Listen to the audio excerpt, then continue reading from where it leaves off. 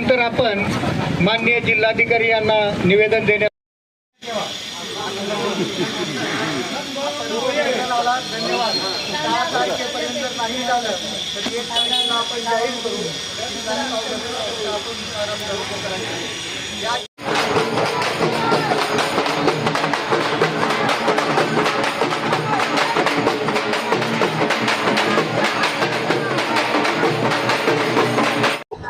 तुम्ही पाहताय आज धाराशिव जिल्ह्यामध्ये जिल्हा अधिकारी कार्यालयासमोर सर्व शेतकरी वर्ग, आमचे बंधू अनिल दादा जगताप आणि माझे सगळे शेतकरी वर्ग, महिला भगिनी, आमच्या जिल्ह्यावर पहिल्यापासून सौतीचं प्रेम या सरकारचं आहे। आमचे निकम्मे लोकप्रतिनिधी जे धाराशिव मध्ये पीक विम्याचं मीच शिल्पकार म्हणतात, त्यांनी लोकांच्या तोंडाला पानं पुसलेली आहेत।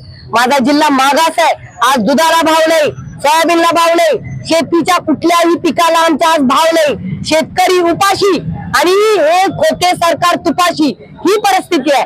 याचं दणदणीत उत्तर देण्यासाठी आज आम्ही आमच्या महिला भगिनी, शेतकरी वर्ग यांच्या वतीनं हा एक अल्टिमेटम सरकारला देतोय।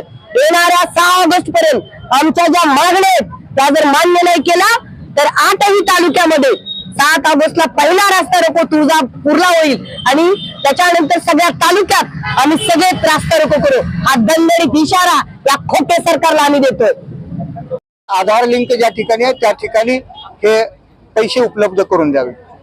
या ठिकाणी मी आत्ताच सांगितलंय, राज्य शासनानं, केंद्रानं हे जर जुलमी परिपत्रक मागे नाही घेतलं, 6 ऑगस्ट पर्यंतची वेळ आपण त्यांना देतोय आणि तोपर्यंत जर हे जुलमी परिपत्रक नाही मागे घेतलं, शेतकऱ्यावरचा अन्याय नाही थांबवला तर 7 ऑगस्ट पासून या जिल्ह्यात वेगवेगळ्या ठिकाणी 8 तालुक्याच्या ठिकाणी 8 रस्ता रोको आंदोलन केले जातील।